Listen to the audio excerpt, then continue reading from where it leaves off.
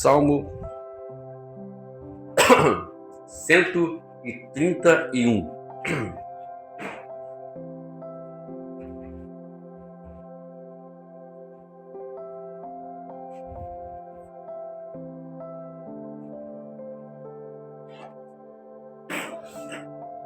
Vir aqui e beber o café da irmã Neide é outra coisa, é outro patamar, né, irmão? É um café que ninguém consegue superar ele de maneira alguma. Eu faço, né? Eu tento chegar próximo, mas assim, não tá igual, não tá igual ainda. Aí eu tenho que ir lá em Nilópolis para botar fora. É como diz o outro, é o jeito. É o jeito. Salmo 181 diz assim: Senhor, não é orgulhoso o meu coração, nem arrogante o meu olhar. Não ando à procura de coisas grandes, nem de coisas maravilhosas demais para mim. Pelo contrário, fiz calar e sossegar a minha alma. Como a criança desmamada se aquieta nos braços de sua mãe, assim é a minha alma dentro de mim. Espere, ó Israel, no Senhor, desde agora e para sempre. Pode sentar, amado. Hoje eu quero falar, o Salmo 131 é um dos salmos chamados Salmos das peregrinações. O que são os salmos das peregrinações? São os salmos que foram escritos meio ao deserto, né? Por exemplo, Davi escreveu a maioria dos salmos, provavelmente de duas uma. Ou ele escreveu quando estava pastoreando um dos salmos, ele escreveu quando estava pastoreando as ovelhas do seu pai, e quando ele estava lá no deserto fugindo de Saul, né? Então os salmos, na verdade, eles são uma descrição de uma oração. Quando os salmistas oravam e descreviam as suas orações. E aqui vemos, quando a gente quer de alguma forma entender o que é oração, é só lermos os salmos, né? Os salmos vão fazer essa descrição. Que aqui os salmistas, eles revelam o que eles estavam falando em seu coração para Deus. Esse salmo, na verdade, aqui é uma lição, eu quando li ele, e esse salmo foi um amigo meu que fez uma postagem no status do WhatsApp, né? Eu achei, quando eu li ele, assim, rapaz, esse salmo é muito bom, né? Interessante esse salmo. E ele nos ensina muitas coisas interessantes, principalmente quando nós estamos ainda no nosso viver cristão, né? A gente hoje vive tantas dificuldades, em meio a tantas soberbas, tantos orgulhos, prepotências, né? Não somente no mundo, mas também dentro das igrejas também, onde as pessoas querem ser um maior do que o outro e assim por diante. Cara, é claro que pelo que eu conheço os irmãos não é o caso aqui, graças a Deus aqui a turma aqui de Nilópolis aqui é uma bênção, né? Eu louvo a Deus pela vida de vocês. Mas a gente se depara com muitas coisas sobre isso. E Davi foi o que escreveu esse salmo. E aqui ele nos dá aqui uma certa direção do que é uma oração, do que deve ser uma oração. E ele começa sempre começando com a coisa mais simples possível, descrevendo o que está no seu coração. E ele fala: Senhor, não é orgulhoso o meu coração, nem arrogante o meu olhar. Não ando à procura de coisas grandes. Não. E Davi era esse homem. Nós podemos, quando você descreve, ou quando você vai entender a vida de Davi, você encontra exatamente isso. Davi não era um homem que se ostentava no seu cargo como rei. Tanto que vocês vão ver uma passagem bíblica, no capítulo 6 de 2 Samuel, fala que Davi, ele era tão simples, que quando ele tira a arca de Acabe de Obed-edom e leva até o arraial, e diz a ver que ele está tão assim, tão alegre, porque ele está carregando que a arca do Senhor, que era um símbolo da presença de Deus, ele começa a dançar de uma forma, até, por dizermos assim, escandalosa, né? Ele não se importava com isso. Ele sendo rei, ele não estava ali ostentando a sua posição. Ele queria apenas adorar a Deus, espontaneamente. Tanto que Mical, a sua esposa, julgou ele. Não pode, né? Um rei que poderia ter uma postura, né? Imaginem lá, né? Nós estamos aqui pastores e acho que pastor ele tem que andar, né? Não. Uma vez alguém disse para mim, né? Mas você é pastor, assessor? Mas assim, brinca assim, fica assim. Poxa, se não for assim, eu não quero ser pastor. Se for para ficar igual delegado de polícia, eu vou estudo e vou ser delegado de polícia, né? Pastor é uma pessoa espontânea, né? E Davi foi julgado. Mas o interessante é a resposta que Davi dá a Mical. Graças porque eu fui desprezível aos seus olhos. Gente, tem coisa maior do que isso quando alguém nos despreza. Se alguém está nos desprezando, é porque alguma coisa tem algo que ele queria ver em nós e que eles queriam fazer. Tem aquela coisa, eu vou perseguir alguém que é líder, porque a pessoa poderia muito bem, não tem aquela coisa, eu chego assim para alguém, olha, o fulano de tal é líder, né? Ele poderia muito bem não se posicionar daquela forma. Líder não se posiciona assim, ele não pode se posicionar assim. Então, é mais ou menos, então Davi ele achou legal ser desprezado no seu olhar, o olhar de Mical para ele. E às vezes nós valorizamos tanto, né, o bater palma, o estátua, a aclamação, e Davi não almejava isso. É tanto que aqui ele fala no Salmo, no início, ele deixa bem claro que o meu coração não é orgulhoso, nem o meu olhar é arrogante, e nem gosto de pensar coisas demais para mim. Agora, o que poderia nós entendermos o que é um coração, não é um coração orgulhoso? Eu estava em casa lá, na minha mesinha lá de estudo, eu estava pensando sobre isso. Me ajuda, Jesus, a descrever algumas coisas que eu possa entender. E a primeira coisa que eu escrevi lá é quando nós não pensamos em nós mesmos. Quando nós temos aquela forma de querer achar que em primeiro lugar tem que ser eu, e tudo tem que priorizar eu. Tem aquela coisa? Principalmente, né, irmão? Irmãos, quando a gente está no trânsito, né? Aquela luta, agora mesmo eu estava vindo para cá e ali eu olhei para o retrovisor, tá tudo tranquilo. E quando eu vou para a faixa, mano, o carro acelera, irmão. Eu olhei para o retrovisor assim, agora eu não saio mesmo, né?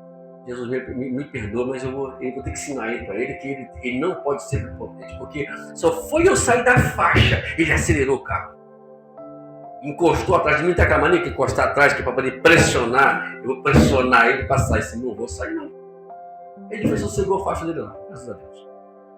Mas tem coisas que, sabe, você tem que entender que as pessoas andam tão ansiosos, pensando em si mesmos hoje, que eles querem, às vezes, passar por cima de qualquer coisa para poder agradar a eles mesmos. E Davi não era isso. Até mesmo quando Davi foi questionado por Natan, quando ele contou aquela historinha da ovelhinha que foi pega lá e tal, e o homem pobre que só tinha uma ovelha acabou perdendo a sua ovelhinha, aí ele falou, tem que matar esse homem é você. De maneira alguma, Davi, ele apontou no seu pecado e disse, olha, tá vendo lá, Senhor? Eu pequei. Mas é verdade, Senhor. Aquela mulher foi aparecer logo lá.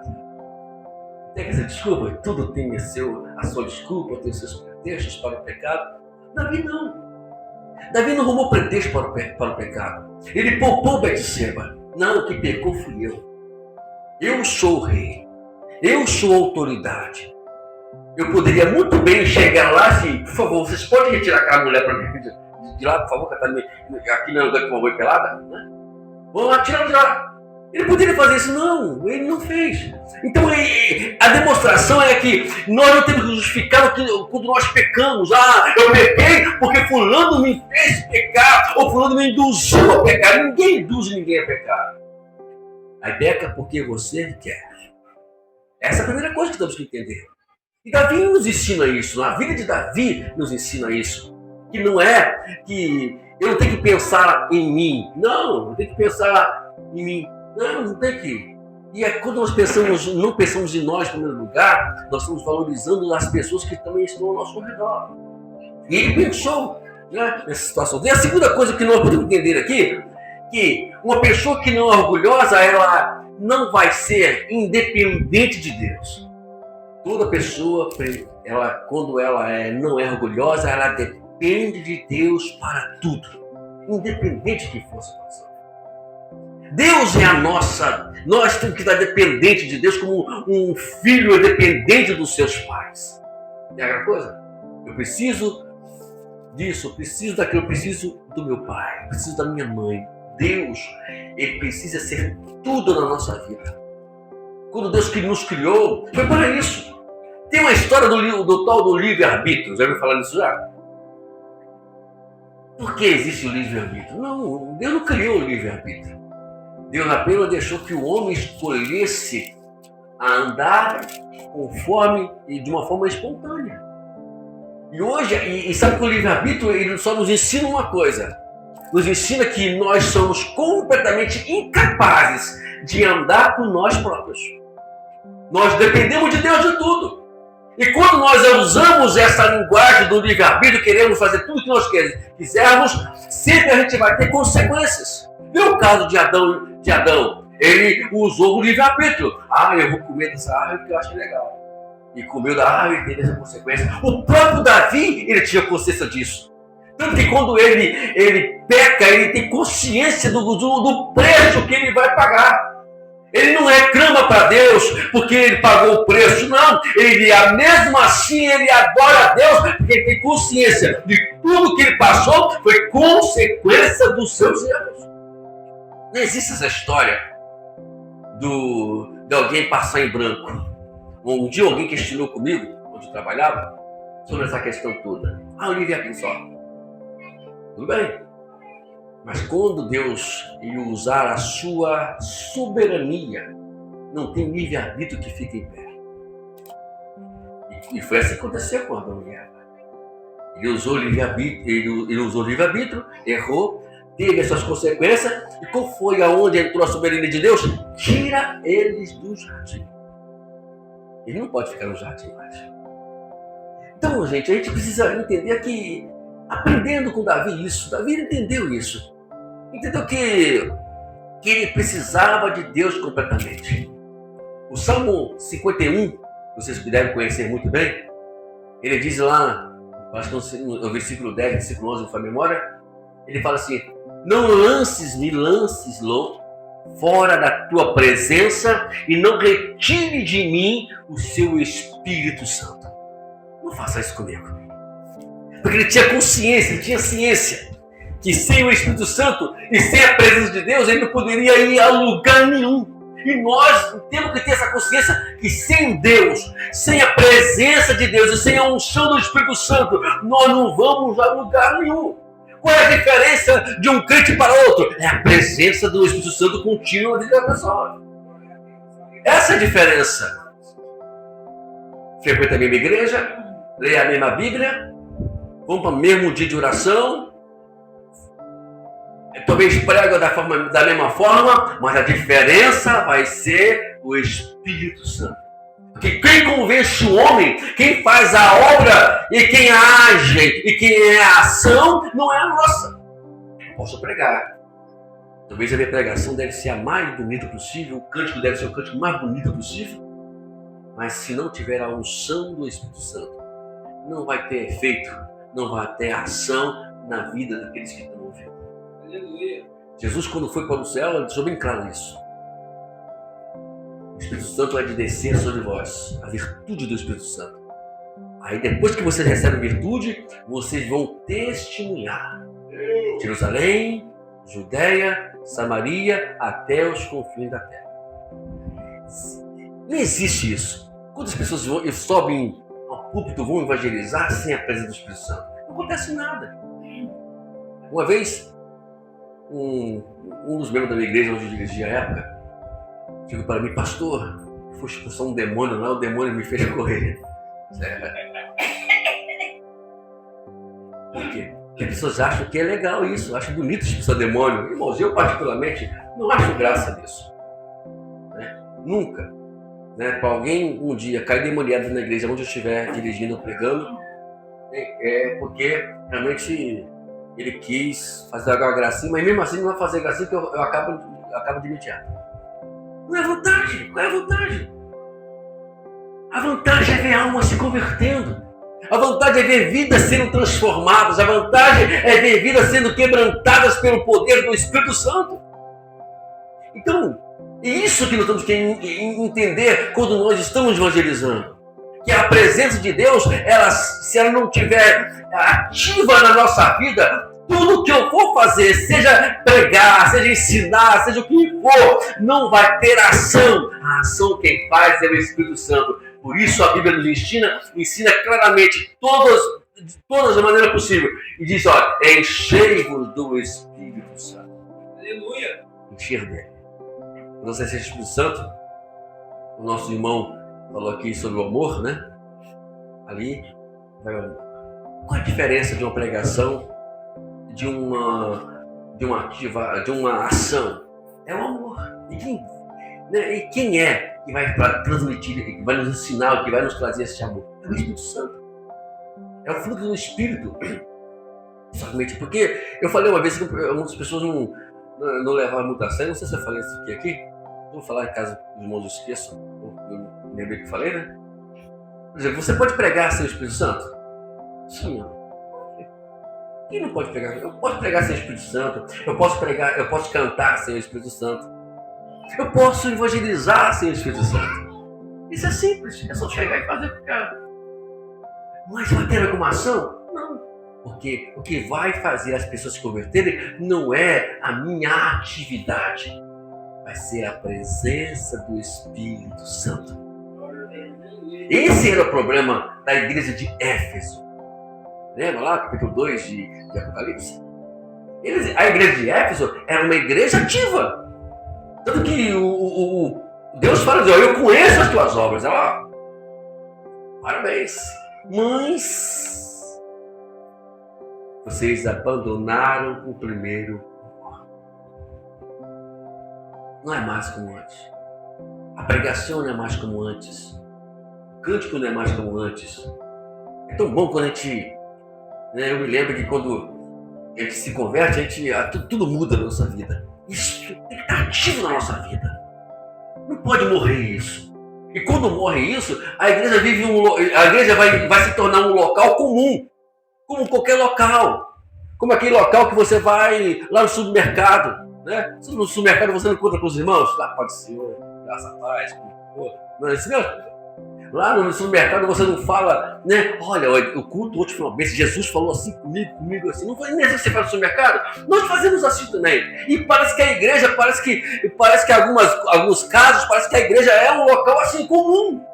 Aonde a gente vai se reunir e vão para casa e é por isso mesmo, acabou e chega segunda-feira, chega o dia seguinte, as coisas nunca mudam. Eu continuo sempre vivendo da mesma forma, não tem mudança. E Deus fala que o Espírito Santo sempre vai fazer mudança. E é assim que nos ensina a palavra. Isso é coração soberbo. Arrogância quando olha. Não. Deus ele quer pureza até no nosso olhar. O galardão, né? Quando você fala que Jesus falou assim: olha, eu tive sede, não me deste de beber. Eu tive fome, não me deste de comer. Eu estava nu, não me vestiste. Eu estava preso, não me visitaste. Onde você pergunta: não, peraí, eu estou aqui com o Senhor e nunca fizemos com o Senhor, nunca, não. Quando se faz a um dos meus pequeninos, faz a mim também. Então, está nos ensinando o seguinte: não é simplesmente visitar alguém, necessariamente dar um copo de água para alguém. Não tem aquela coisa? Está lá na sua casa, alguém bate na porta da sua casa, né? Pediu água. Você pode me dar um copo d'água? A forma que você vai dar esta água é que vai chamar a atenção de Deus, porque só Deus conhece isso. Às vezes a gente vai dar água assim, meu Deus do céu. Quem me perturba logo agora, né? Eu estava aqui ocupado com meus afazeres e vem esse cidadão me pedir água agora. Aí vai lá, toma essa água. Né? Aí a pessoa fala assim, olha, viu? Eu tenho uma água para alguém, então eu vou ter galardão. Não vai ter galardão coisa nenhuma. Não foi arrogante, não teve um coração de amor. Até para poder ajudar alguém, Deus vai ver isso lá no interior da nós. Isso chama atenção. É isso que vai chamar a atenção de Deus, não é o que nós fazemos exteriormente. É o que nós fazemos interiormente, que é onde ninguém vai ver. O pastor pode até aplaudir a sua ação. Aí, o irmão, Deus abençoe, e deu uma água para o irmão, nossa, que maravilha. Só Deus sabe que aquela água não foi nada muito agradável, né? Ele sabe que o irmão evangelizou alguém, não sabe que, né? Esse dia eu estava vendo alguém evangelizando, ou demonstrando evangelização, de uma forma tão arrogante, né? Isso no vídeo, o meu irmão estava lá na praia pregando, aí os policiais começaram a interpelar ele, disse, você não pode ficar falando essas coisas aqui não, gritando aqui não. Aí começou a gritar com o policial na rua, você está aqui proibindo eu falar a palavra de Deus. É essa arrogância. Deus não quer isso da gente. Isso não vai chamar a atenção de ninguém. O que chamou a atenção da igreja, o que chamava a atenção das pessoas na igreja primitiva? Está lá no capítulo 2 de Atos dos Apóstolos, era a graça. O que é a graça? A graça é quando você não vê erro em ninguém, mas vê que alguém pode ser salvo. Eu sempre falo lá em casa o seguinte, quanto mais é o pecado, quanto maior é o teor do pecado de alguém, mais nós temos que amar essa pessoa. Mas tem que amar. Mas pastor, você não sabe como é ruim aquela pessoa. Ame ela assim mesmo. Eu me lembro uma vez que, eu já contei aqui uma vez, mas deixa eu só lembrar os irmãos. Ele me ligou um camarada, pastor, preciso da tua ajuda. E sabe, moço, o camarada era um camarada que muito ruim, tinha um coração muito mau. Ele matava as pessoas assim, do nada, sem meio vou matar. Ele era desse tipo, mais ou menos. E aí, ele me chamou, aí minha esposa ficou preocupada, amor, você vai lá, você... deixa ele lá, né? E com certeza nada vai acontecer de ruim comigo. Vai ficar tranquilo. No final da história, interessante, que ele morreu salvo. Né? Eu posso aplicando aí, né? Tinha algo que ele deveria fazer na vida daquele homem. E Deus fez na vida dele. E salvou a vida dele. Se eu olho para ele e não vejo que ele tinha todo o potencial de ser salvo. Então a gente, quando olha para alguém que ele está no submundo, ou pior do que você possa imaginar, no pecado, atolado no pecado, pode ter certeza, olhe com a graça para essas pessoas. E assim era a igreja primitiva, ela olhava com a graça, com o olhar da graça. E o olhar da graça é aquele olhar que não julga ninguém. Pode ser o pior homem, a pior mulher do mundo, mas ele nunca vai olhar como uma pessoa pior, ou como uma pessoa que pode ser abençoada por Deus.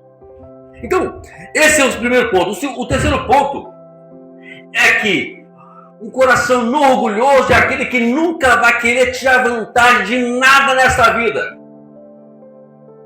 Ele sempre vai achar que ele sempre vai preferir perder do que tirar vantagem de alguma coisa. Me lembro, uma ocasião, eu estava vendendo uma mesa de som.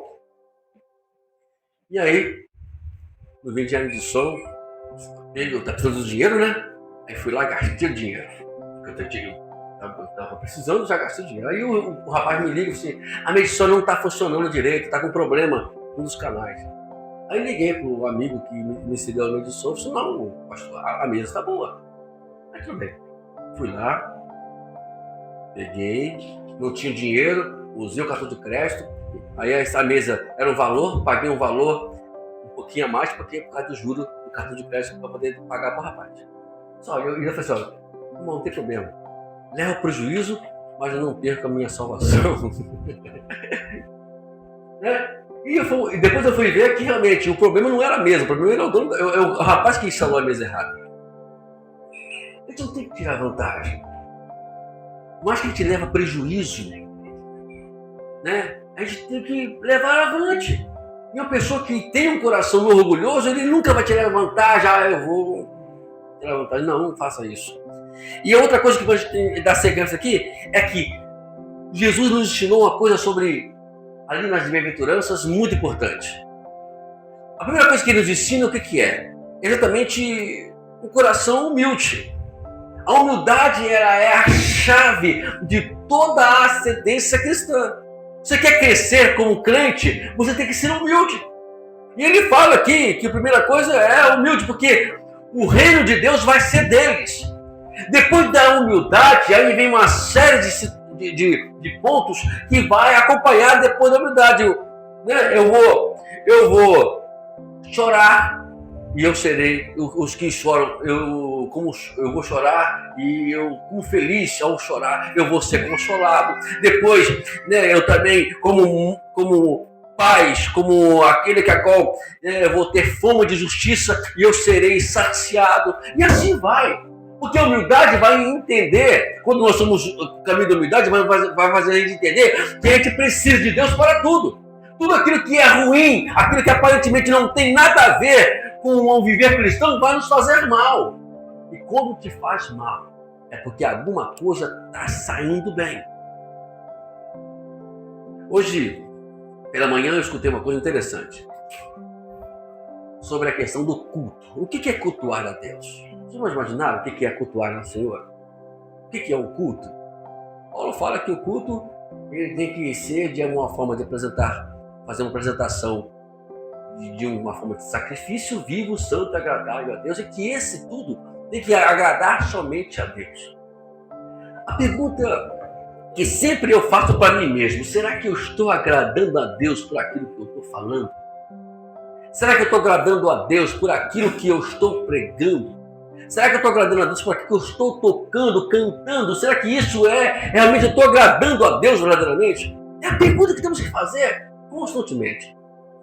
Às vezes é preferível nós não fazermos nada, mas sempre procurarmos agradar a Deus.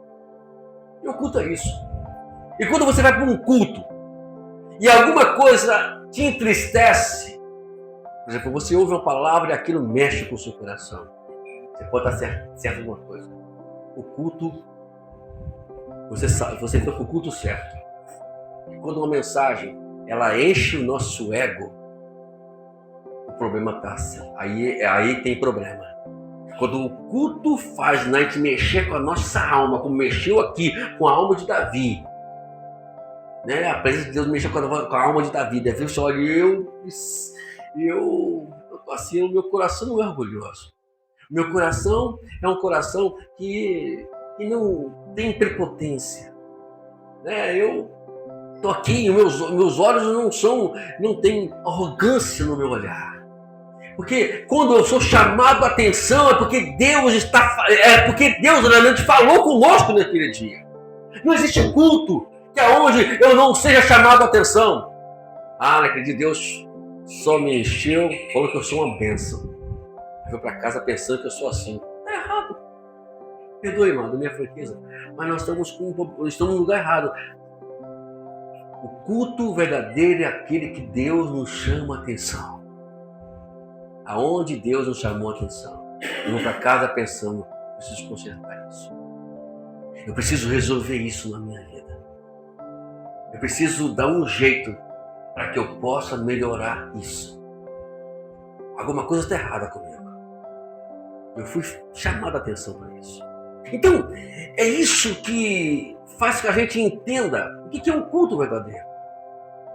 Porque o sacrifício, vocês vão ver que o sacrifício é algo que vai além das nossas limitações. Aquilo que eu quero, eu não quero hoje isso, mas eu vou me sacrificar.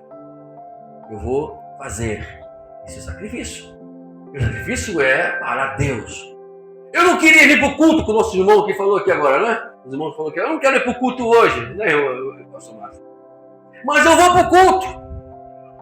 Porque eu, ao ir para o culto, eu estou me dando oportunidade para ouvir alguma coisa, para Deus me chamar a atenção. Quando nós faltamos culto, perdemos a oportunidade de ser chamado a atenção por Deus. E Deus quer sempre, em todos os cultos, nos chamar a atenção. Ele quer nos despertar. Ele quer nos envolver. Ele quer que tenhamos um relacionamento maior com Ele. E a única forma de nos relacionarmos com Ele é quando somos apertados e cutucados por Deus. Poderia orar mais um pouquinho. Lá em casa eu acho que eu estou muito bem na oração. Eu orei hoje muito bem, né? Aí eu chego na igreja, ouço uma mensagem. Aí eu chego assim, acho que não orei não. Preciso orar mais um pouquinho. Né? Não foi bastante. Deus me chamou a atenção para fazer mais um pouquinho. Esses dias eu estava em casa, até brinquei com o Silvio no caminho.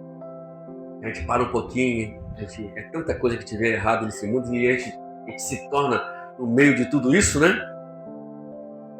Aí a gente chega assim, Jesus, na hora de eu ir para o céu, né? Tá muito ruim ficar aqui na Terra. É tanto problema, né?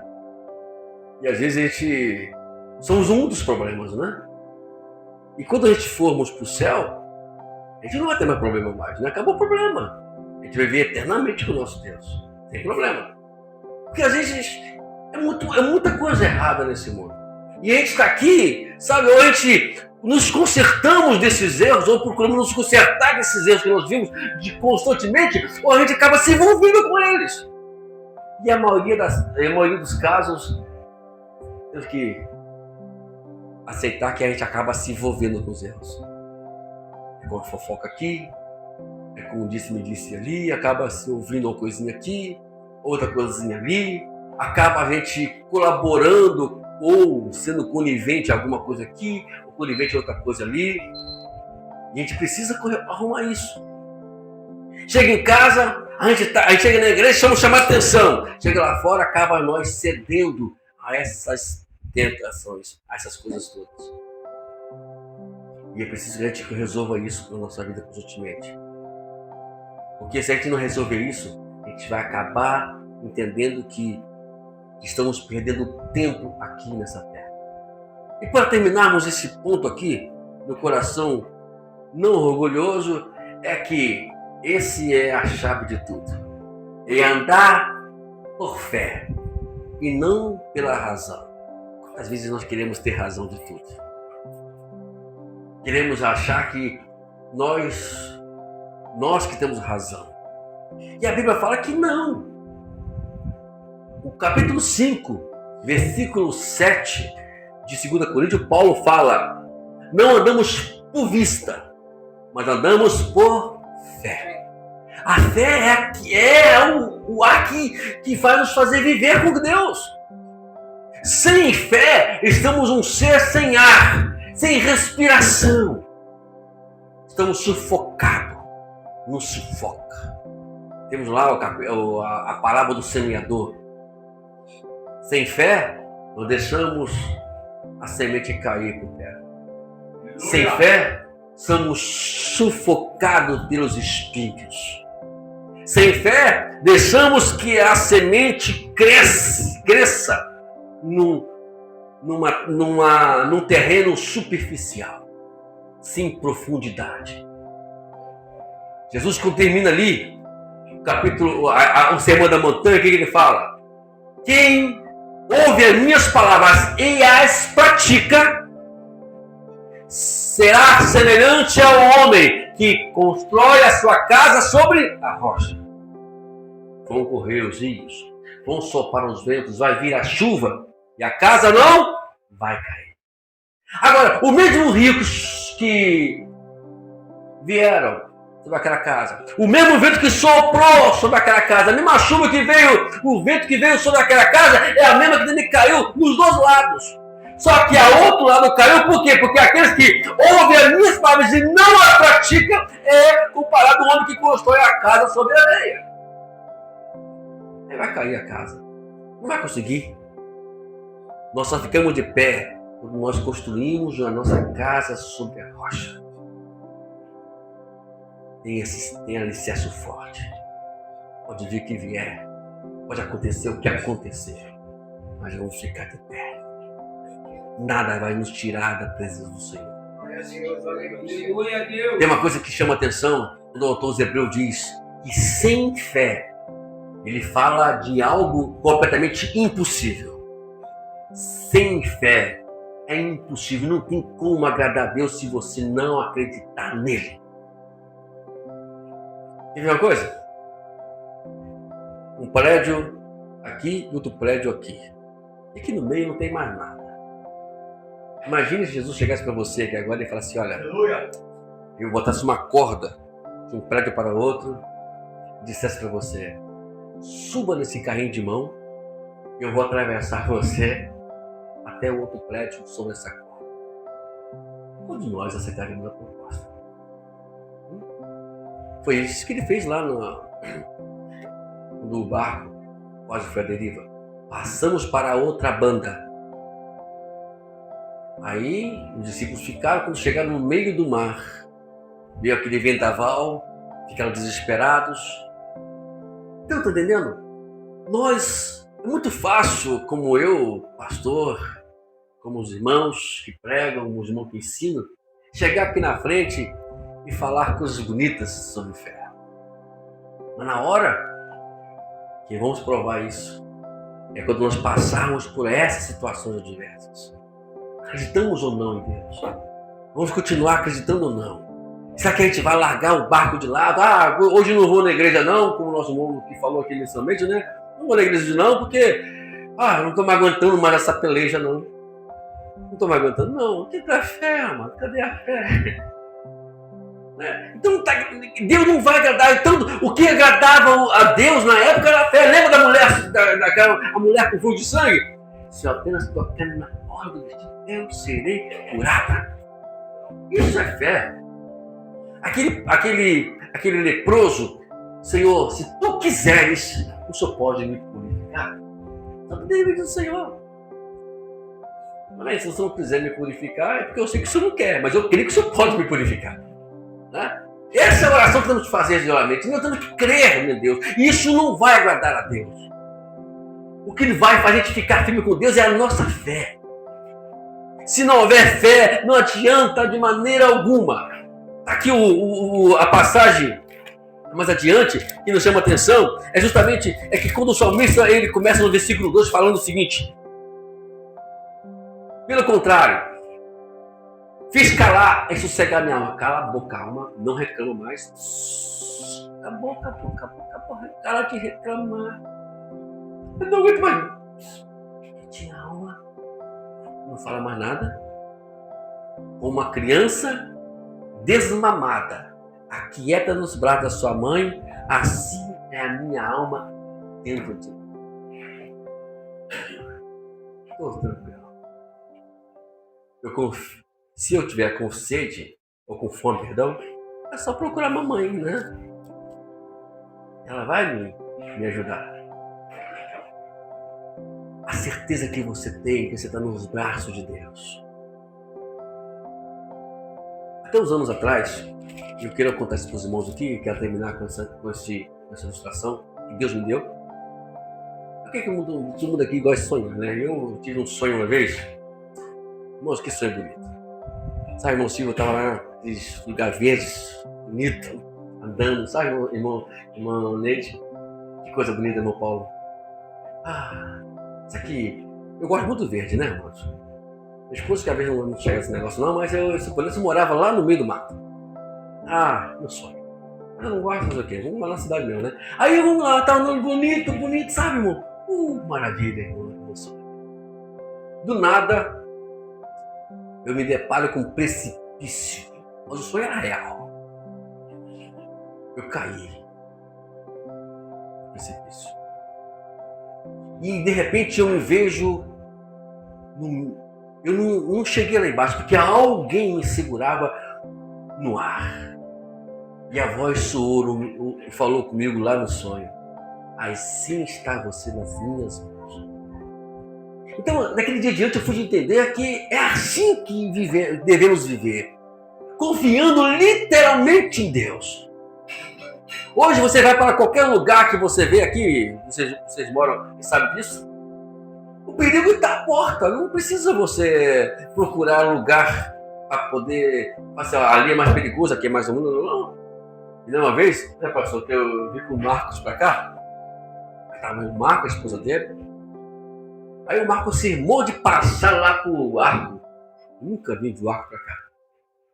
Só sei, o pastor Márcio, eu coloquei o GPS, né? Que eu não sabia como chegar aqui pelo arco, né? O GPS estava escrito assim: lugar totalmente perigoso. É claro que você não vai ler isso lá, né? Porque eu li assim, né? Aí tá a minha esposa, a irmã Lívia lá atrás. Eu não vou aqui alarmar ninguém, né? Porque eu confio, né? Você vai fazer isso, né? Eu confio que eu ou nós estamos na mão do nosso Deus, nada vai vir sobre nós. Mas elas sabem disso, elas vão desesperar. Então tem hora que você tem que ficar calado numa hora dessa, né?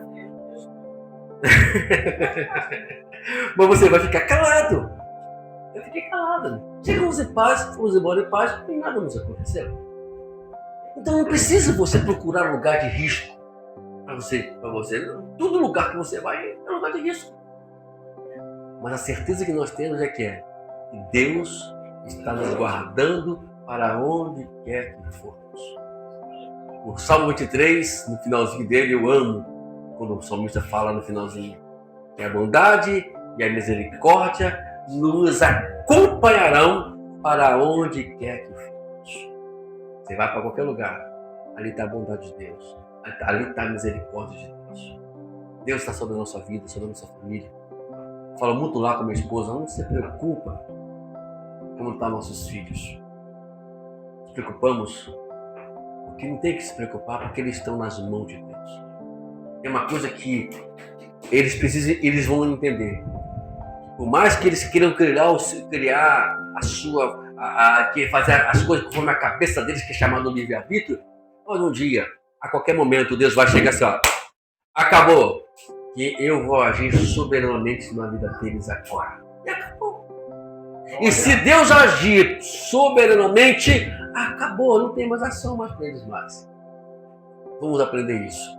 Não vamos deixar que o nosso coração ele seja um coração soberbo, que o nosso olhar seja um olhar arrogante, mas vamos deixar que Deus seja o Senhor da nossa vida. Sermos dependentes dele completamente em tudo mesmo. Não deixe que nada venha nos tirar da presença dele. Vamos aprender como salmista, porque ele estava no meio do deserto, no meio de um lugar ermo qualquer desse, falando: Senhor, o meu coração não é orgulhoso, eu aprendi a depender de ti, Deus. E Deus está nos chamando a atenção a cada dia, a aprender a depender dele em todos os sentidos possíveis. Nosso irmão Elias, né? Elias. Rapaz, eu estou com problema de lembrar o nome, né? O Elias falou aqui que ele foi em três, né? Foi 2 funerais. Olha como Deus tem nos ensinado. Em cada funeral que a gente vai, Deus nos ensina alguma coisa. E ali nós aprendemos justamente muitas coisas. E uma das que nós aprendemos é que a vida deve ser valorizada enquanto nós podemos valorizar. E quando chegar ali dentro, acabou. Não adianta mais gritar: sai daí, não vai sair nunca. Aí se sair da mina que tudo corre fora, né? Então por isso nós devemos aprender isso. Aprender que a vida é valiosa, né?